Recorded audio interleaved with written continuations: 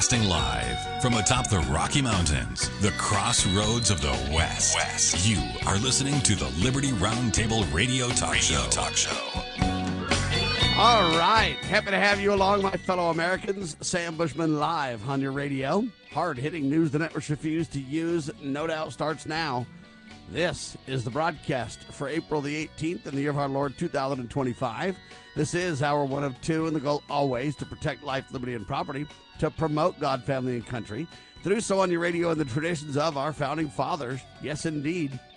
We use the checks and balances brilliantly put in place by the founding fathers in the supreme law of the land as our guide. As you know, we reject revolution unless it's the Jesus revolution. Then we're in because we follow the Prince of Peace. It is a freedom-loving, faith-filled, we're taking America back, one heart, one mind, one issue at a time Friday. That means a good doctor's in the house. Dr. Scott Bradley, freedomsrisingsun.com. Welcome back, sir. Well, good morning to all, and I'll bet you I got a bigger blizzard than most of you guys got that are out there. Blizzard? Going on at my place right now. What the heck are you talking about? It's spring, brother. Here we are. We're halfway through April, and I've got blowing snow, and the trees all look like they've been flocked. You know, if you do that on your Christmas tree, it's that white stuff. You go. And I'm telling you, folks, man, it's upside down and backwards right now. Don't I thought you we'd be mowing understand the it's lawn. a global warming environment, my friend? I know. I'm just a curmudgeon that grumbles about conspiracy theories and stuff, but you know, it's just weird. What they call that guy, Puxatawny Punk or whatever it is. That. Are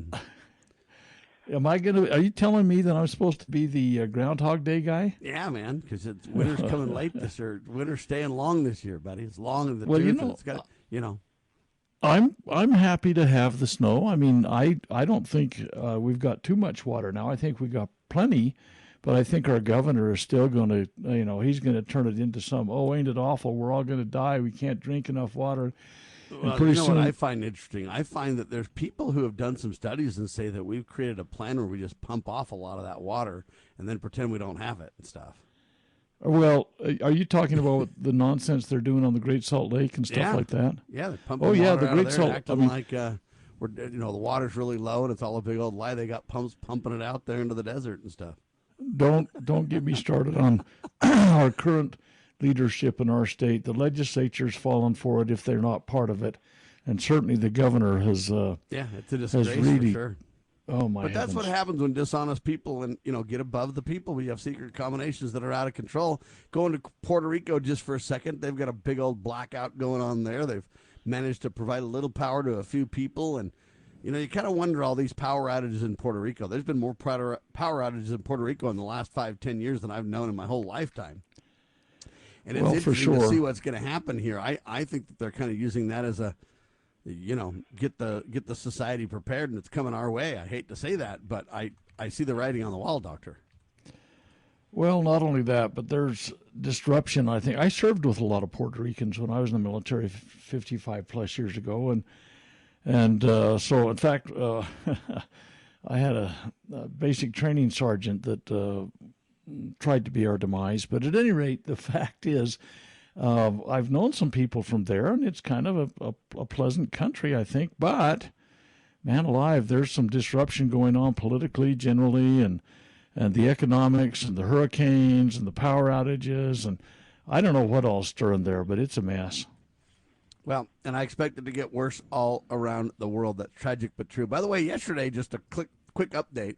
We had on former Congressman Steve Stockman, our dear friend, now freed by the grace of God. Steve Works For You is the hashtag. At Steve Works For You is kind of where you can find his work now. And you know what? We should have, this is what Steve Stockman says, every Friday should be a day of hope and compassion. Like Good Friday, offering the promise of pardon and release for political prisoners. I agree with that, Doctor. What do you say? Generally speaking, I think that we have an incarceration mentality in this country that vastly exceeds what it should be. We're the world leader, which is a kind of a dysfunctional term. Yeah, we're like lock 'em up nation, aren't we? We, in terms of per capita, I mean, probably Somalia has more per capita than we do, but We have more per capita than China, Russia, Afghanistan, Iraq. I mean, like I say, Somalia may have more per capita. Yeah, the but only they're people kind that of a don't get pirate. arrested is the deep state folks like Hillary Clinton and Hunter Biden and these kind of clowns. You know, they're above the law. The rest of us seem to be taking a beating in America, and we need basically Good Friday to be pardon day, and we need to start getting people out of prison, people who are on the wrong side of the, quote, IRS, judge, jury, and executioner scenario, and so on. We also talked about family and friends of a guy. He's a former Arkansas state senator by the name of John Woods, and he was in prison, wrongfully so. He was the first one to back Trump back in 2016 and got on the wrong side of Hillary in the state of Arkansas. And then basically he went to prison, and then they gave him like 7 different COVID shots. Then he had heart problems from those shots, and now he basically had heart surgery that got botched. And now he's fighting for his life, ladies and gentlemen. If you want to learn more, go to thegatewaypundit.com with a big article about this. And, you know, Wood's health literally collapsed after he received the COVID vaccine and then the botched heart surgery. Now his family doesn't even know where he is. Then they finally got to kind of talk to him a little bit, and we don't know if he's okay. We don't know what's happening. We're asking for Trump to pardon him and release him, or at least commit his sentence and send him home. Something's got to be done. Big time. We're bringing truth to power on this. So is the Gateway Pundit. But, man, there seems to be a blackout when it comes to news. But believe it or not, in court, when this guy, when they put him in prison, believe it or not, the FBI agent lied and said he didn't destroy evidence. Then they proved that he destroyed evidence. And then they admitted, yeah, the FBI agent admitted to destroying evidence in the Woods case. But then the judge said, because the evidence is destroyed, you can't even use it in your defense. Well, I get that, but at the same time, you've got a problem trial going on here. Well, they're barbecuing him big time. So that's going on. Meanwhile, Letitia James now has a big old weird scandal. She listed her father as her husband on her mortgage application, and now that's all going sideways. But she's above the law, so while poor John Woods rots in prison and suffers from the botched heart surgery and from the COVID forced jabs and everything else, Letitia's just rolling free.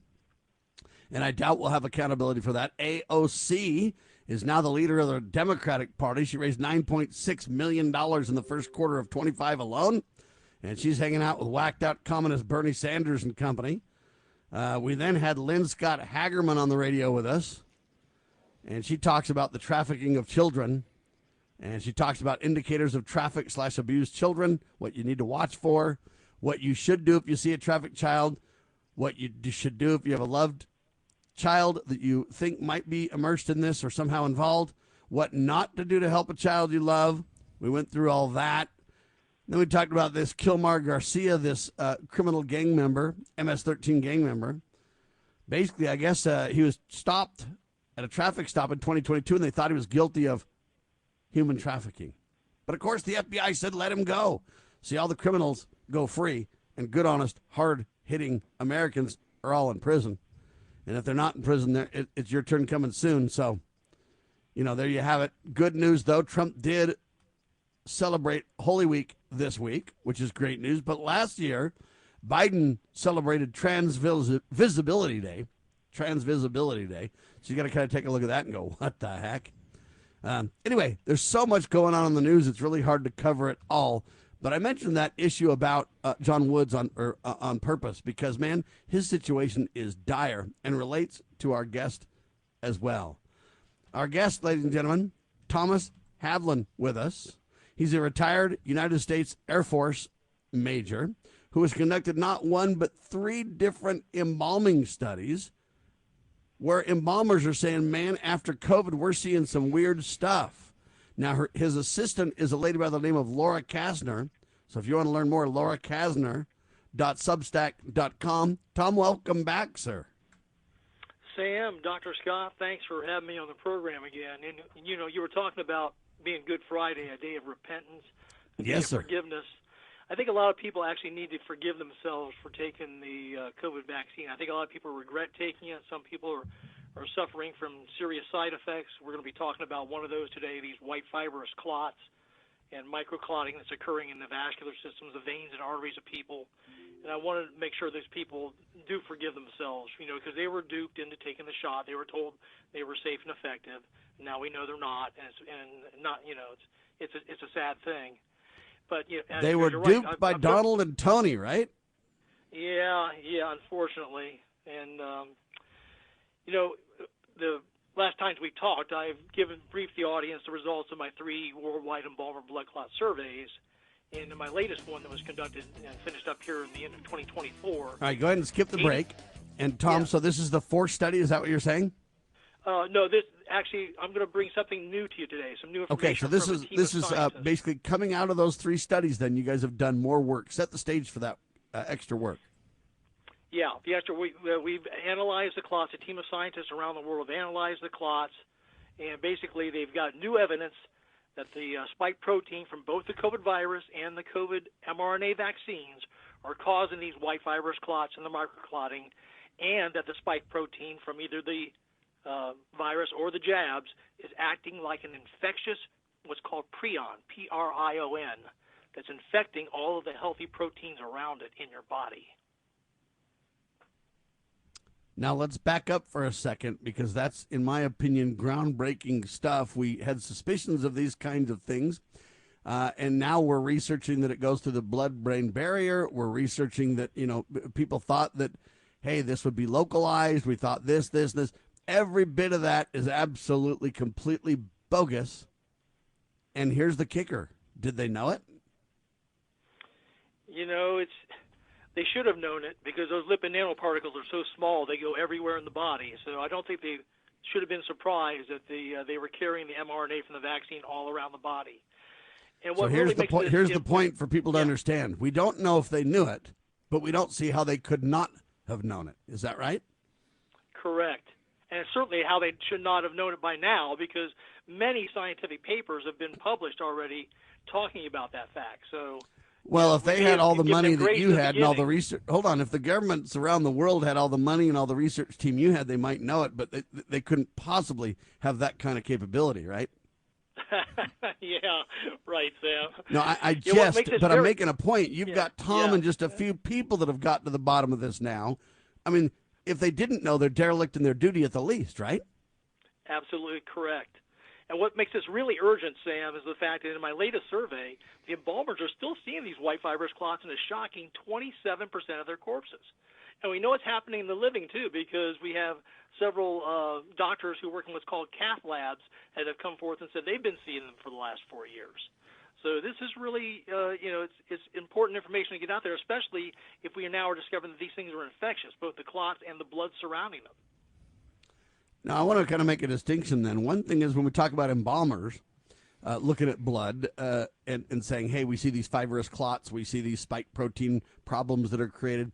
It's another thing to say, wait a minute now, they're infectious in the living. Doesn't that require a whole new study set to get to the bottom of what that really entails? Yeah. In fact, the team of scientists at embalmer Richard Hirschman, who's been sending samples of the clots to all over the world, this team of scientists have gone through a whole battery of tests, Sam, and I want to describe a few of them to you that they went through to come to this conclusion. The first one that they started with was called an inductive coupled plasma mass spectrometry test. It's called an ICP-MS analysis, and this actually checks for what elements are in the clots. So they took a look at that and did that test, and what they found was of the elements on the periodic table, these white fibrous clots contain very low amounts of magnesium, potassium, and iron, which are typically in high amounts in regular blood. So they immediately knew that this was not regular blood coagulating. Iron's what gives blood its natural red color, and that's the way typical grape jelly clots look in the deceased. But these things are white. You've seen them before. They're white, rubbery, large clots. Conversely, they found very high amounts. They're like misshapen compared to other clots, right? They look like calamari, and they stretch like rubber bands, and they can be up to 20 inches long or longer. And the embalmers said they've never seen these clots before until the years of COVID, where a few saw them in the year of COVID in 2020 that we had no vaccines. But then there was an explosion of these clots starting in 2021 after the rollout of the vaccines. Now, they also, in this inductively coupled plasma mass spectrometry test, also found very high amounts of phosphorus, sulfur, and sometimes tin that are not usually in high amounts in normal blood. So they knew that something was wrong and that these things were very strange. So the next test that they conducted, Sam, was one called a high-performance liquid chromatography analysis. It's called an HPLC, and this identifies the type of compounds that are in a sample. And what's interesting here is they found out that 56% of the white fibrous clot is actually composed of our natural fibrinogen.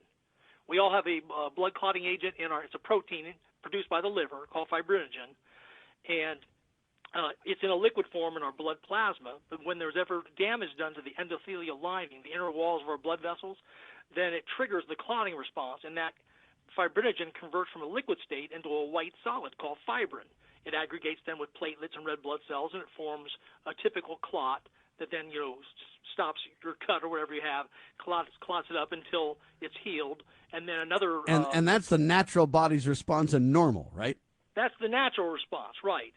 And what's interesting about that is when they did this analysis, this HPLC analysis, there's three chains of fibrinogen that come together. They're like three small ropes that intertwine to form a stronger, larger three-stranded rope. And the three chains of fibrinogen are called beta, gamma, and alpha. And they're always in a 1-to-1-to-1 ratio in a normal fibrin strand. But in this case, they found 36% of the white fibrous clot was the beta chain of fibrinogen, 16% was the gamma chain, and the alpha chain only had 4%. So instead of a 1-to-1-to-1 ratio, it was a bizarre 36 to 16 to 4 ratio, or basically a 9 to 4 to 1 ratio. So they knew something was going wrong with the normal conversion of fibrinogen, the liquid, into the white solid fibrin in the clotting process. They knew that was all messed up. There's a catalyst, a protein called thrombin, that's in the typical reaction of converting fibrinogen to fibrin that was not present in the clots. So they say, hey, wait, something else must be driving this reaction because we don't see any thrombin in there either. Yeah, so, you call those Frankenstein clots, people. Yeah. So that's as far as the first team could go. So this team that's led by a gentleman named Mr. Greg Harrison then had Richard Hirschman send samples of the clots to a neuroscientist named Dr. Kevin McCarran in Japan. And Kevin has some higher technical equipment that he can use to take a deeper dive and look at the clots. So one of the first things he did when he looked at the clots is he used what's called a scanning electron microscope to take a deep look at the white fibrous clots, the embalmer's clots, to see what they look like structure-wise. And I sent you a attachment, with Sam, with that in there. And if you open that attachment and look at it, I'll describe it to the audience. Normal fibrin, when it converts into the white strand fibrinogen, it looks like nice, smooth spaghetti. And basically, like I said, those spaghetti noodles, basically, they crisscross and they kind of form a net, and that's what captures your red blood cells and your platelets. And then after the clot has done its job and the wound is healed, then another enzyme called plasmin in our body comes along, attaches to the fibrin, and it breaks it down very easily. So then the clot dissolves and goes away. But in the case of these white fibrous clots that the embalmers have, when Dr. McCarran looked at them at levels of 5,000 times magnification, 1,000 times magnification, he could see that it was just a total jumbled mess of spaghetti, and there was bumps on all the spaghetti noodles, and that they were all you can liken it to, if you have a pot of spaghetti and you put like olive oil in it, you know how the noodles just they flow around freely. But if, let's say, you left a pot of spaghetti on the stove, especially if it had like cheese and sauce mixed in it, curdled milk and all that kind of stuff. Yeah, and it burned at the bottom of the pan. Have you ever tried to clean the bottom of a pan that has the spaghetti all? That's what's happened. These clots that are formed are all the fibrinogen is all bent, and that's what a prion protein does. A prion is a special type of an amyloid. Amyloid spelled A-M-Y-L-O-I-D. Amyloid is just a fancy term for a misshaped or misfolded protein. But this prion is a specific type of amyloid protein that not only does damage itself, it also infects perfectly good, healthy proteins around it. And that's what's happening, Sam. The spike protein from either the virus or the vaccine is acting as a prion or prion protein, and it's damaging and making other perfectly good proteins around it, like this fibrinogen we're talking about, misfold and bend to the point where then it becomes a twisted mess, and it cannot be broken down by your normal blood plasma. So then these white fibrous clots tend to build up.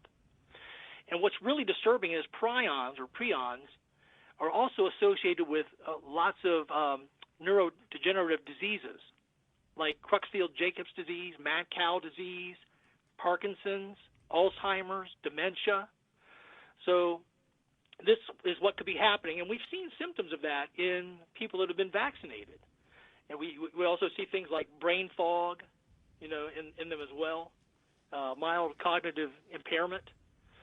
So this could be indications that person is having severe damage done to their vascular system throughout their body, and then even into their brains. Because it does cross the blood-brain barrier, folks. It does translate through mother's milk. It gets into the body, and these particles, I don't even know what term to use for some of this, but this stuff can ravage your body in every way. This idea they talked about, follow the science, it's localized, it's this and that. No, if you follow the science, it's 100% the opposite, right? Yeah. When I informed our good friend Dr. Peter McCullough of this, Peter sent me back an email immediately saying, Tom, I'm not surprised by this at all, because he actually co-wrote a paper with Dr. Stephanie Seneff back in early 2023, and the title of the paper is called A Potential Role of the Spike Protein in Neurodegenerative Diseases, a narrative review. And in their abstract, it says human prion protein and prion-like protein misfolding are widely recognized as playing a causal role in many neurodegenerative diseases. So let me stop you there and say this, again, isn't fact of who knew what where, but if Peter and team could know that early, they know too. And so if you and Peter come to these conclusions separately, that's even more anecdotal evidence that they absolutely had to know. Right. In fact, in the abstract, Peter and Dr. Seneff say, we propose that the vaccine-induced spike protein synthesis can facilitate the accumulation of toxic protein-like fibrils in neurons. So you're right. He called it out back with Stephanie Seneff back in early 2023, and that could have been the time that the FDA and the CDC could have jumped on this, gotten their own set of the embalmer's clots. Trust me, there's plenty of clots available. Embalmer Richard Hirschman got plenty that he can supply the labs all over the world, and I'm sure they can get them from their local embalmers, because like I said, 83% of the embalmers in my latest survey said they're still seeing the clots. So there's probably a lot of funeral homes that could have provided these to the CDC, FDA, university labs, but they don't seem to be interested, Sam. Where's Donald? Where's Bobby? That's frustrating me, because I know you've seen a lot of talk lately about dyes in the food, fluoride in the water, childhood autism. And by the way, let me stop you. Those are vital issues. Don't get me wrong, but they pale in comparison, sir. I think so too, Sam, because like I said, if the embalmers are finding these clots in 25% of their corpses, and we're not sure how many they are, what percentage of the living are walking around with them right now, these things growing inside of you to the point where you eventually get a stroke or heart attack, then, we could be in serious trouble. I tried to run a survey last year with cath lab workers, vascular surgeons across the United States and around the world. None of them wanted to take my survey, Sam. All right, we're going to talk about this more, ladies and gentlemen. We're talking to Tom Havlin. We're talking about spike proteins. We're talking about the damage they do to the body, including crossing the blood-brain barrier. We're talking about incredible studies, right? 3 worldwide embalmer studies about the spike proteins and what it does to the blood clotting, and the list goes on and on and on. You want to learn more about it? You want to share the evidence with others? LauraKasner.substack.com. When we get back, Dr. Scott Bradley, he's been able to listen and get caught up. He'll take a crack at some of the questions on this stuff, too. I'm telling you right now, where's Bobby? Where's Donald? That's my statement for today. Hang tight. You got more in seconds on the one and only Liberty Roundtable Live.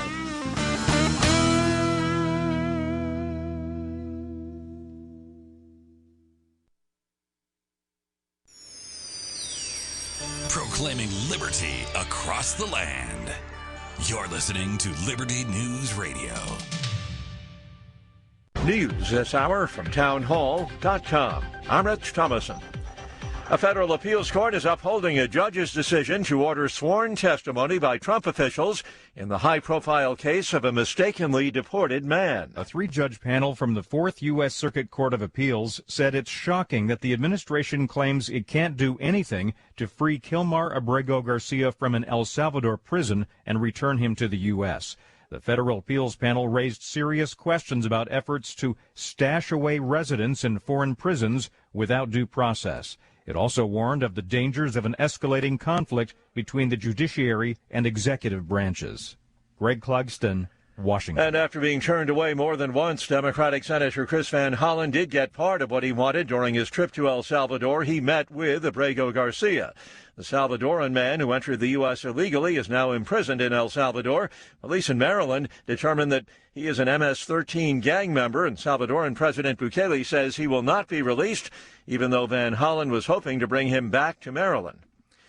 Memorials of candles and flowers dot the Florida State University Tallahassee campus. Following yesterday's shooting, it killed 2 people, wounded at least a half dozen others. President Trump asked about more gun control. Look, I'm a big advocate of the Second Amendment. I have been from the beginning. I protected it. And these things are terrible. But the gun doesn't do the shooting. The people do. Police say the suspect is the 20-year-old son of a sheriff's deputy. Secretary of State Rubio's patience may be wearing thin as he tries to arrange an end to the war in Ukraine. He says the U.S. may move on from those efforts if there is no discernible progress in the coming days. Rubio spoke following a long day of talks in Paris among U.S., Ukrainian, and European officials. More on these stories at townhall.com. Financing a home, especially in today's market, is one of the biggest decisions you'll make for your family. Work with a mortgage company that puts you first. I do. Work with a lender founded on biblical principles like do unto others as you'd have them do unto you. I do. It's Mike Gallagher for the only mortgage company I've used for almost a decade now when financing or refinancing Fellowship Home Loans. I'm friends with the owners, Mike and Brian. I even have them on my show occasionally. I know the care their team puts into every single customer. I can personally tell you that it's a smooth, stress-free process, and that's due to Fellowship's level of service and expertise that puts you in the right loan for your family and your goals. There's a reason Fellowship Home Loans is flooded with 5-star reviews. Whether purchasing a home or a cash-out refi to consolidate some higher interest debt, you can trust Fellowship Home Loans. Start the process. Make the call. 800-510-MIKE, 800-510-MIKE, 800-510-6453. Fellowship Home Loans, mortgage lending by the book. Nationwide Mortgage Bankers, Equal Housing Lender, NMLS number 819382. Experience the untamed spirit of the American West with Range Magazine. Each issue is a visual journey featuring award-winning photography and compelling stories that capture the heart of ranching and rural life. Stay informed on the challenges and triumphs of those who live and work on the land. Subscribe today and receive quarterly editions delivered to your doorstep, and join a community that cherishes the enduring legacy of the Western frontier. Visit rangemagazine.com to subscribe. This is a battle between truth and deceit, a battle between forces that would enslave this country in darkness, and between a media that wants to present you with the truth. We are being censored. America's news outlets no longer provide the truth. 90% of news outlets in the United States are controlled by 6 corporations. The mission of the Epoch Times is to chase the truth, to ground all statements in fact. TheEpochTimes.com. Imagine a school where faith and integrity are at its center, where heritage and responsibility instill character, where educating both hearts and minds brings about academic excellence. There is a school in American Fork where character and embracing the providence of a living God are fundamental, where students' national test scores average near the 90th percentile. Based on LDS principles and a love of country, now in our 39th year, American Heritage School is accepting fall enrollment for kindergarten through high school. What would you do for your child? Give them an education that will prepare them for life. Located east of the Temple in American Fork, American Heritage School is a remarkable and affordable alternative. Visit us, find us online, or in the Yellow Pages. American Heritage School in American Fork.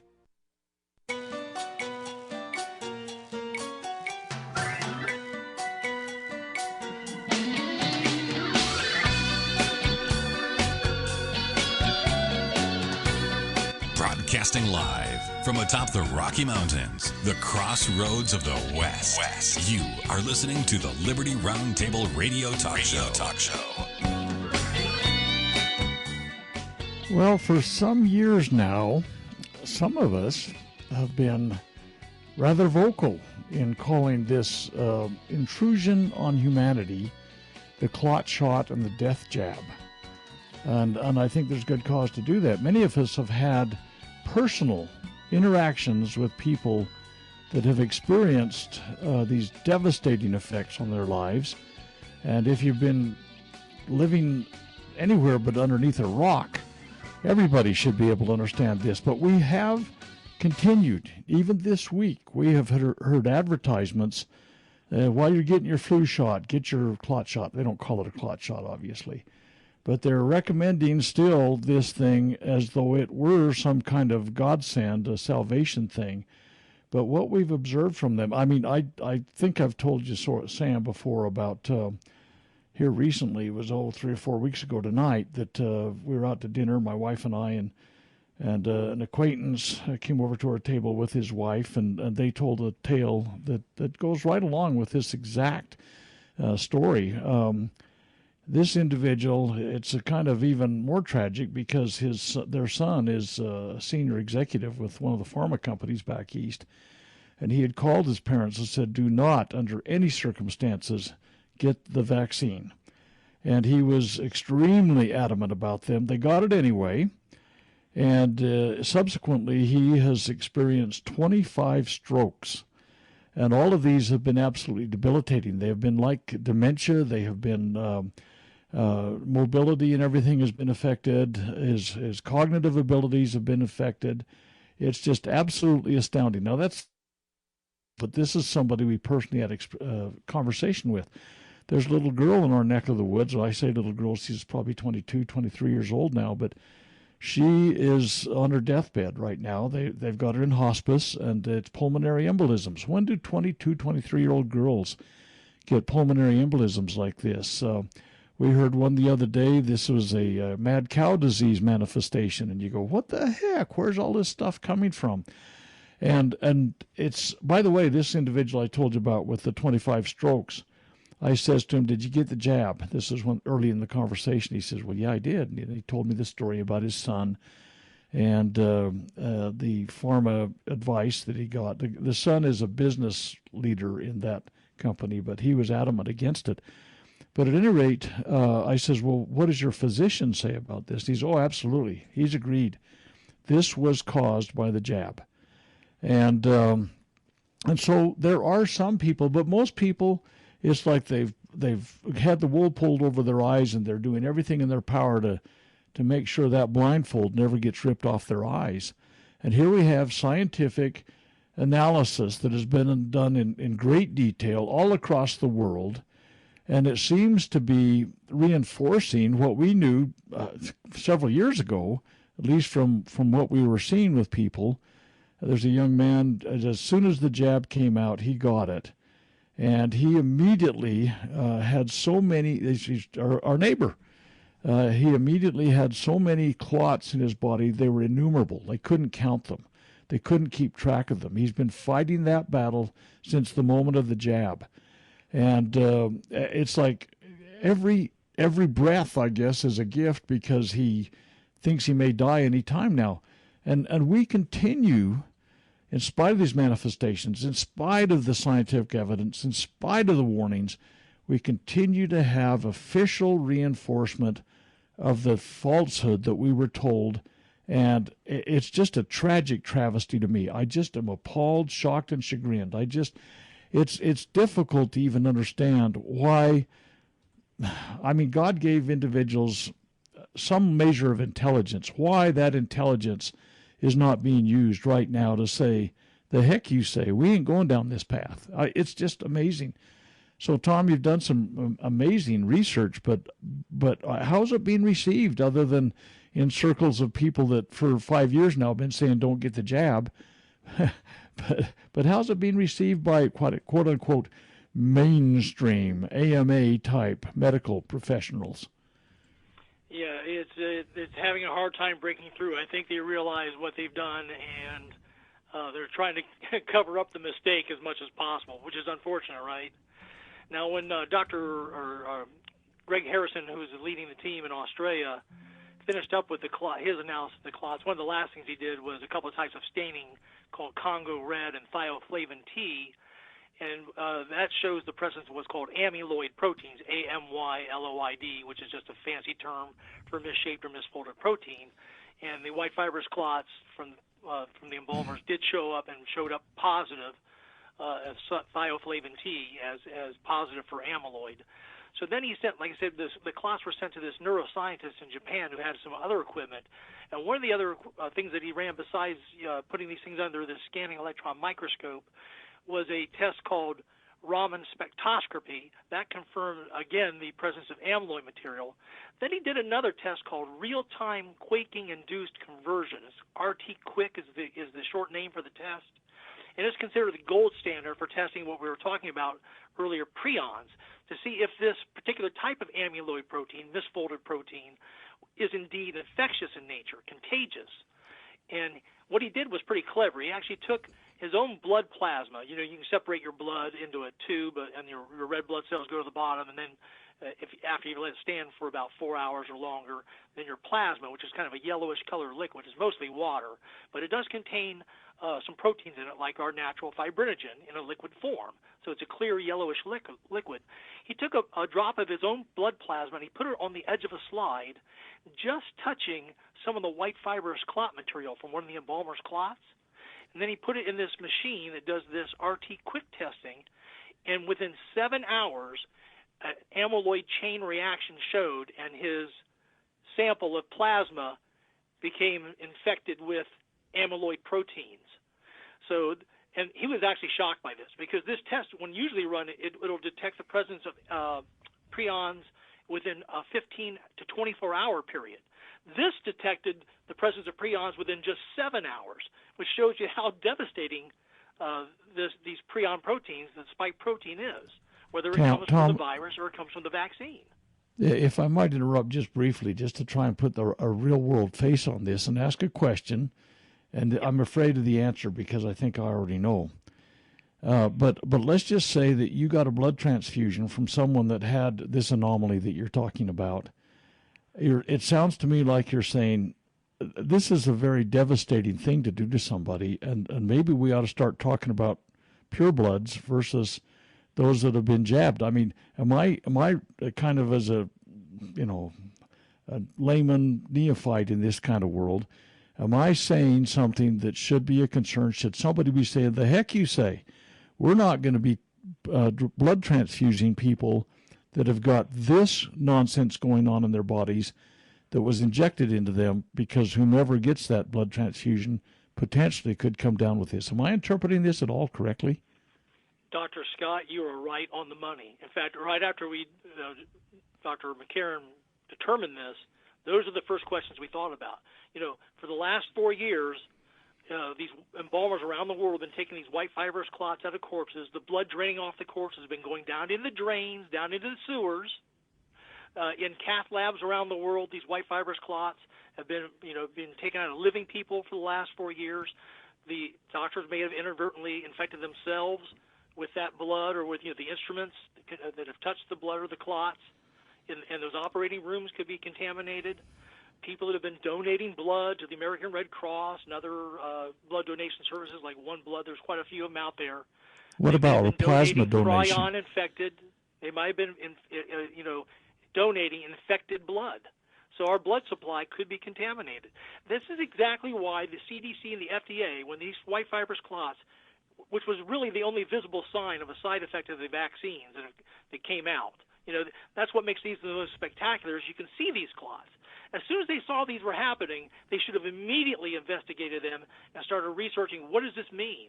Because, as you said, Dr. Scott... Yeah, but hold on, Tom. That assumes, though, and I want to really point this out because this is critical.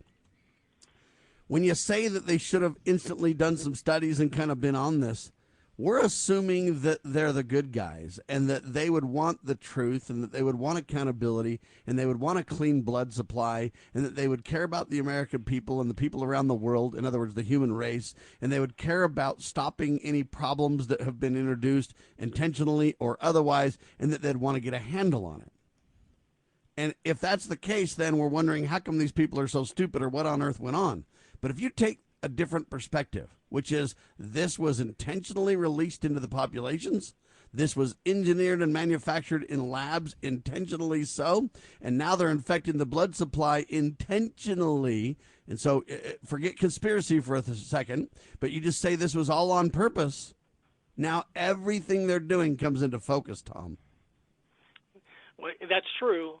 But even if they did not have a malicious intent and it was just incompetence, now they're trying to cover up that incompetence by not checking, right? No, but if they really knew the stakes though, and they were incompetent in the beginning, but they're honest, moral, good people with good intent, they would somehow have to work through that and stop it. The cover up is taking a problem or something that was bad, horrible, and literally, I mean, whatever squared or whatever quintupled or whatever word you want to use, by their cover up though, it's worse than the original almost, because you have a chance to possibly, prevent it or stop it or do something, and by your cover up and silence though, you're taking something that started out small, and every move you make it exponentially orders of magnitude. Increases, right? Orders of magnitude, Sam, amplification. Yeah, Sam, you're absolutely correct. And people are seeing signs of it. As Dr. Scott mentioned earlier, and you did too. You know people that you either suspect or know have been injured by the jabs. In fact, an article came out just a couple days ago in Health Day News. Health officials in Hood River County, Oregon, have detected 3 cases of Creutzfeldt-Jacobs disease, and it's a very rare disease. It only strikes usually about 1 out of 1 million people. This is a county that only has a population of about 24,000 people, and they've had 3 cases in the last 8 months or so of Creutzfeldt-Jacobs disease, which is like associated with mad cow disease. You die from it very quickly, usually within less than a year. And in a county of 24,000 people, that means that the chances of one of them getting CJD is about 1 in 40. But the chances of 3 people from that same county getting it is 1 in 64,000 normally. Now, you've beaten the odds there, having 3 cases in that same small county of Creutzfeldt-Jacobs disease. So it tells me that something is definitely up. All right, so it's obvious when people get, some kind of a disease like you're talking about in the living. But what is this going to mean for the masses? In other words, if it goes to the sewer and it affects people, it affects, living people through blood donations and vaccines and COVID, the next versions of COVID continue to run around and so on. What does this mean for the population? Is this just a ticking time bomb? We think it may be. Like I said, what I'd love to do is I'd love to see the FDA, CDC, and university labs get their own samples of the clots, run them through this gold standard test, this real-time quaking-induced conversion test, to test for the detection of prions. But we actually, on an exercise, the leader of our science team ran this through a very sophisticated artificial intelligence, asked it what it meant for the population. And it was giving out some pretty distressing answers, like, people in the next 5, 10, 15 years developing neurodegenerative diseases like Creutzfeldt-Jacobs, like Alzheimer's, Parkinson's, dementia, people getting brain fog, having mild, cognitive disorders. And in addition to these white fibrous clots, we've also seen these things may be linked to turbo cancer as well. If you have this infectious prion protein that's infecting all the healthy proteins around it, it could be causing turbo cancers as well. So is this tied to the long COVID discussion as well? Yes, it is. And I believe about 7% of the people who got COVID, from the articles that I've read, develop what they believe is long COVID. And which is me. I got COVID. I almost died from it. I got long COVID. I never took the jab.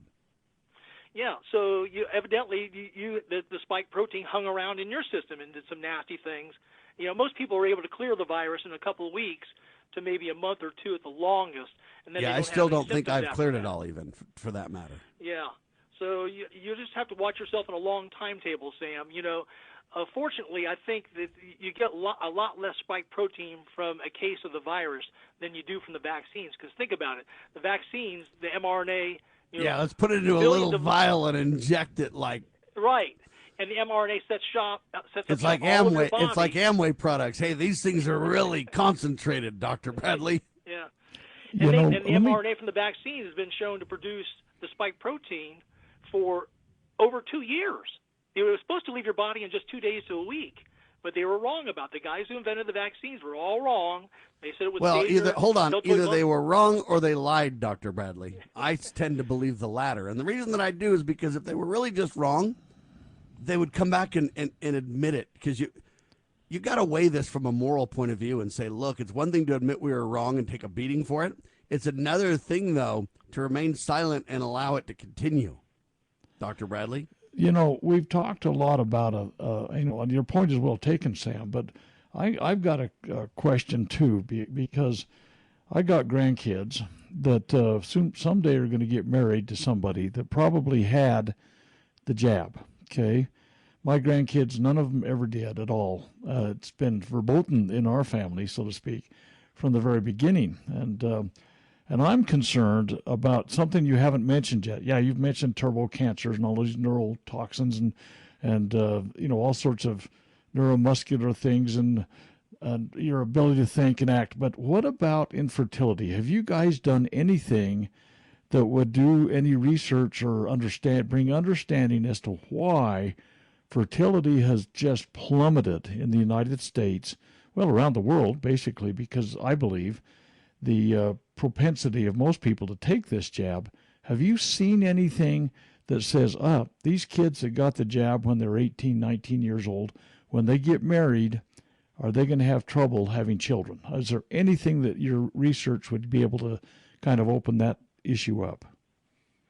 Well, from papers that have been out there and from the late Professor Arne Burkhardt, who was a pathologist, showed pathology slides of young people, of their ovaries for women and testicles for men, and showed tremendous amounts of spike protein from the lipid nanoparticles from the vaccine in those areas. For some reason, the lipid nanoparticles love to go to the reproductive organs of both men and women.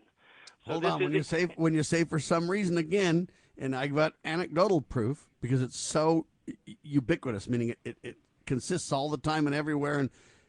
But at some point, though, you say this is intentional, though. I mean, it targets these softer parts, these more sacred parts of the body, the brain, the ovaries, the testicles, in other words, anything that has to do with procreation or anything that has to do with your ability to think for yourself or your ability to be autonomous or is targeted by these things, right? It cannot be an accident. Yeah, in fact, Professor Burkhardt in that lecture, this was given, I think, back in 2022, basically said to the audience, he was briefing a large audience, he said, if I was a young female, for example, and had not taken the vaccine and I wanted to have a family someday, I would seek out a male that had not taken the vaccine.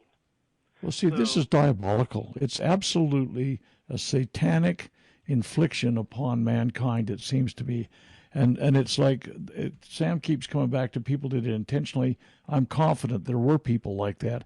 There probably were just plain useful dupes and idiots that went along with things. But there were religious leaders that proposed an immediate, all-out effort to get everybody put under this injectable. And to me, the lack of inspiration that led to them to say something like that calls into question their communication links with God. I mean, I'm saying some pretty harsh stuff, I know, but by golly, I think about this and how destructive it has been to all of mankind. It's killed millions of people around the world. It has debilitated hundreds of millions of people around the world. It has reduced the chance of the propagation of the race upon the earth. It's the biggest disaster that's probably come upon humanity ever. Yeah, with you more combine widespread. that with the murder mills going on, the murder medication being shipped across state lines by your government, even in the face of states that have outlawed it, and you get a pretty undeniable. Their goal is to shut down the human race. And if you study Bill Gates and others, that's their intention. And they even literally claim publicly that, hey, vaccines are the way they're going to get the population control done. They're going to decrease the population. It's intentional. It's been stated. How does that dovetail with your research, Tom? Because they've publicly stated these kind of things. Well, the observations the last 4 years in highly vaccinated Western countries around the world, we've had a 10% excess mortality for the last 4 years. In countries in Africa with very low vaccination rates, there hasn't been any problem with excess mortality at all for the last 4 years. That should tell people something. And if people say, well, I'm not seeing this around me, this 10% excess mortality, well, think about it. At the individual level, it's very subtle. You may see 11 people die this year as opposed to 10 last year. Are you really going to notice 11 dying this year versus 10 last year? Probably not.